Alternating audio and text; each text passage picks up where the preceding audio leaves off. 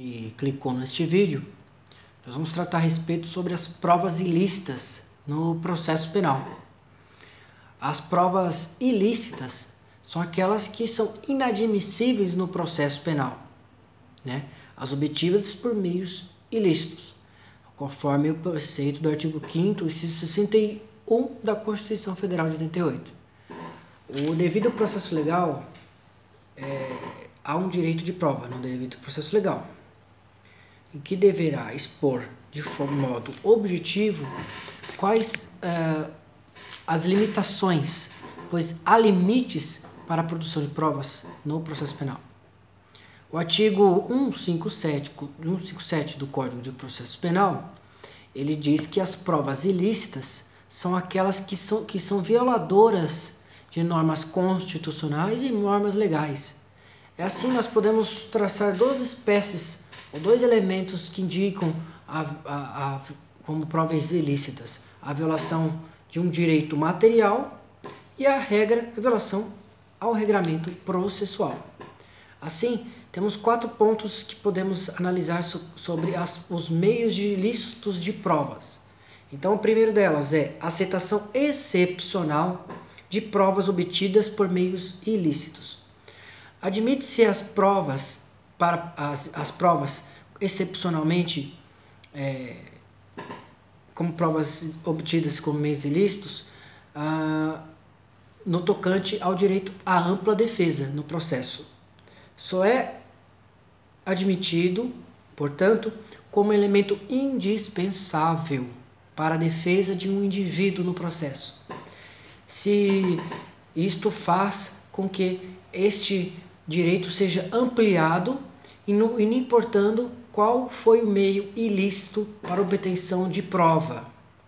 Entenda-se bem que é uma excepcionalidade prevista na lei, conforme jurisprudência, que a aceitação de prova por meio ilícito, conforme regra, existem exceções. E a exceção, portanto, é a aplicação do direito à ampla defesa no processo, como meio indispensável de preservação da defesa do indivíduo. O segundo ponto que podemos traçar a respeito diz da teoria dos frutos da árvore envenenada. A teoria dos frutos da árvore envenenada, ou Fruits of the Possession Tree, a origem inglesa, ela diz respeito sobre as provas, que as provas derivadas de uma prova ilícita também são consideradas ilícitas, né? Ou seja, a árvore está podre, os seus frutos também estarão podres. Então, para o Supremo Tribunal Federal, é um precedente no HC 93050, sobre relatoria do ministro Celso de Mello, no julgamento de 10 de junho de 2008, ele diz respeito que são inadmissíveis os elementos probatórios a que o Estado somente obteve em razão da prova ilícita. Todavia, ainda é lícita a prova que foi obtida sem contaminação com outra prova ilícita existente no processo, conforme também outro julgado do recurso do habeas corpus, também promovido no Supremo Tribunal Federal em 1997, no 74807, pelo ministro aposentado Maurício Corrêa, né? Então, as provas de frutos da árvore envenenada, em regra, não pode servir como prova, por devido o fruto foi envenenado da árvore. Então, se a origem, o seu tronco envenenado, o fruto também será. No entanto, ela é lícita a prova que foi obtida sem houver a contaminação, sem a contaminação de outra prova ilícita, né, existente no processo. Então, é a excepcionalidade dessa teoria dos frutos da árvore envenenada.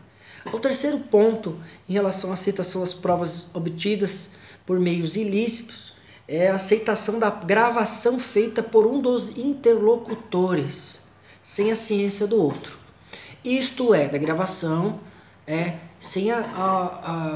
é considerada prova ilícita a gravação de conversa ou ambiente de qualquer ambientação por um dos participantes sem que a outra, sem motivo, sem causa legal e sem a reserva do sigilo, né? Há um precedente ali, o RE, né, 580/937, quem gosta de ver jurisprudência, do sobreministro, relatoria do ministro César Peluso, que está aposentado. No entanto, há um precedente do Tribunal Superior Eleitoral que julgou ilícita a gravação ambiental feita por interlocutor eleitor sem ordem judicial. Possivelmente, essa decisão será revertida por contrariar no STF, lógico. No entanto, existe aceitação de gravação feita por interlocutor sem a aquiescência, sem a manifesta a ciência do outro, né? É possível essa aceitação. É outra excepcionalidade, gravação telefônica ou de conversa, gravação de vídeo, né? E a aceitação, sobre esse último agora, do vídeo, a aceitação de gravação por imagem em espaço privado pela vítima de crime não é prova ilícita de gravação de imagem feita, né, com o objetivo de identificar o autor dos crimes, feita por seu próprio espaço privado pela vítima de delitos. Isso, eu estou lendo o precedente do Supremo Tribunal Federal, também sobre a relatoria do Celso de Mello em 2004, no julgado 84.203, da segunda turma. Em 2009, foi publicado no Diário Oficial. Essa também é aceita pela jurisprudência, portanto, que a gravação por imagem, espaço privado, também pode ser obtida como prova, como excepcionalidade às provas ilícitas. Não há teoria do fruto envenenado, porque está privilegiando a vítima do crime. Por exemplo, antes dela, a pessoa morrer, ela é gravado um vídeo dela mesma sendo esfaqueada e aparece identificado o rosto do agressor. Ou uma situação, né, diferente, nos crimes, né, de abuso sexual, de estupro contra vulnerável, uma gravação interna, ou também um ato de lesão corporal de natureza média ou grave, num vídeo, né, feito pela vítima, também pode ser considerado como prova lícita. Então, encerra-se aqui o presente estudo, né, em relação às provas ilícitas, né? O artigo 560 diz que são admissíveis no processo as provas obtidas por meios ilícitos. O devido processo legal deve estar devidamente observado no tocante às provas, havendo limitações de forma expressa, né, implícita. O artigo 157 do Código de Processo Penal diz respeito que as provas ilícitas serão obtidas com aquelas de forma de violação à norma constitucional ou norma legal.